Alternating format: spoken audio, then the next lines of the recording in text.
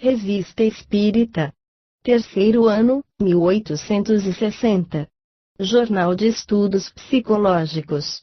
Publicada sob a direção de Allan Kardec.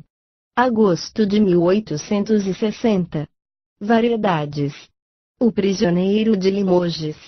O fato seguinte foi comunicado à sociedade pelo Sr. Achille R., um de seus membros, segundo uma carta de um de seus amigos de Limoges, com data de 18 de julho. Nossa cidade se ocupa neste momento de um fato interessante para os espíritas, e que me apresso em fazer passar ao Sr. Allan Kardec, por vosso intermédio. Eu mesmo tomei as informações, as mais circunstanciadas, junto de testemunhas do fato em questão, quer dizer, na prisão em que se encontra neste momento o herói da aventura. Um soldado da primeira linha, de nome Mallet, foi condenado a 1 mês de prisão pelo desvio de uma soma de 3 francos, pertencente a um de seus camaradas. Sua pena expirará em 7 dias. Este jovem militar perdeu um irmão de 19 anos, doméstico, há cerca de 8 anos, e desde os 7 anos ele vê, pelo menos 4 noites sobre 8, depois da meia-noite, uma grande lama no meio da qual se destaca um jovem carneiro. Esta visão o terrifica, mas não ousa dela falar. Quando foi só para sua prisão, disso foi mais amedrontado ainda, e suplicou ao carcereiro para lhe dar companhia, e 4 soldados do 2 de caçadores montados lhe foram ajuntados. A 1 hora depois da meia-noite, tendo Mallet se levantado, as 4 testemunhas perceberam logo a flama e o cordeiro sobre as suas costas. Esta aparição se renova frequentemente, como vos disse, o pobre jovem com isso está tão afetado que chora, se desola e não come mais. O cirurgião-mor do regimento quis se assegurar do fato por si mesmo, mas não ficou por muito tempo e a visão não ocorreu senão 1 hora e meia depois de sua partida. Um abade de Saint-Michel, o Sr. F., foi mais feliz, ao que parece, porque tomou notas. Visitei-o para lhe perguntar o que pensa disso. Mas isso não é tudo. O carcereiro disse-me ter visto, várias vezes, a porta do cárcere aberta de manhã, se bem que pusesse com cuidado os ferrolhos na véspera. Convidou-se Mallet a interrogar o carneiro, o que fez na última noite, e ele lhe respondeu estas palavras, que colho textualmente de sua boca: fazei-me dizer onde profundis missas, sou teu irmão, eu não retomarei mais. Tal ao relato exato dos fatos, eu os entrego ao Sr. Kardec para que faça uso que julgar oportuno. Variedades. Cartas de um espírita da Argélia ao Sr. Oscar Cometante. A carta seguinte nos foi dirigida por um dos nossos assinantes de Sétif, Argélia, onde existem numerosos adeptos que obtêm comunicações notáveis, com as quais já entretivemos os nossos leitores. Senhor. O Sr. Dumas já vos falou de um fenômeno extraordinário que se produz, há algum tempo, na pessoa de meu filho de 16 anos, médium de um gênero singular. Cada vez que se faz uma evocação, ele dorme, sem magnetismo, e nesse estado responde a todas as perguntas que se dirige ao espírito por seu intermédio. Ao despertar, ele não conserva nenhuma lembrança disso.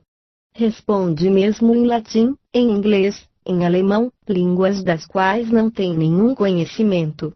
É um fato que muitas pessoas puderam constatar, e que afirmo sobre o que tenho de mais sagrado, mesmo ao Sr. Oscar Cometante. Tenho às mãos um folhetim do dia 27 de outubro de 1859, onde ele escreveu, mas em que, pois, credes, perguntar-me-á talvez o Sr. Allan Kardec. Eu, senhor, não lhe perguntarei se crê em alguma coisa, primeiro porque isso pouco me importa, em seguida porque há homens que não creem em nada. O Sr. Oscar Commettant se apoia sobre a autoridade de Voltaire, que não cria no que a sua razão não podia compreender. Ele errou porque, malgrado o imenso saber que Deus lhe dera, Voltaire, há milhares de coisas conhecidas hoje que a sua razão nunca supôs. Ora, negar um fato do qual não se quer mesmo constatar a realidade, se pergunta, em consciência, de que lado está o absurdo. Dirijo-me diretamente ao Sr. Commettant, lhe digo, admitamos que não sejam os espíritos que nos falam, mas, então, dai-nos uma explicação lógica do fato que citei. Se o negais a priori, eu vos cito no tribunal da razão que invocais. Se me tomardes em flagrante delito de mentira, eu consinto confessar a minha culpa ou em passar por um louco. Em caso contrário, estou inteiramente pronto a entrar em luta convosco no terreno dos fatos. Mas antes de iniciar a discussão, eu vos perguntarei. 1. Se credes em sonâmbulo natural e se vistes indivíduos nesse estado. 2. Vistes os sonâmbulos escreverem. 3. Vistes os sonâmbulos responderem a perguntas mentais? 4. Vistes os sonâmbulos responderem em línguas que lhes são desconhecidas? Tenho necessidade de um sim ou de um não puro e simples a essas perguntas. Se for sim, passaremos a outra coisa, se for não, encarrego-me de fazer-vos ver, e então poderíeis bem me explicar a coisa à vossa maneira. Aceitai, etc. Courtois. Faremos, sobre a carta acima, as seguintes reflexões. É provável que o Sr. Commettant não responda mais ao Sr. Courtois que as outras pessoas que lhe escreveram sobre o mesmo assunto. Se ele iniciasse uma polêmica, sem dúvida, isso seria no terreno do sarcasmo, terreno sobre o qual se dá sempre a última palavra, e sobre o qual nenhum homem sério não gostaria de segui-lo.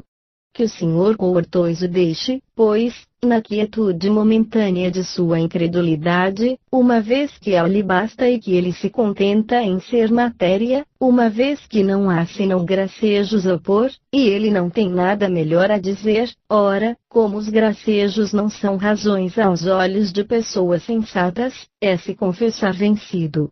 O Sr. Courtois erra em tomar muito a peito as negações dos incrédulos. Os materialistas não creem mesmo terem uma alma, e se reduzem ao papel modesto de gira-espeto. Como podem admitir espíritos fora deles, quando não creem ter um neles mesmos?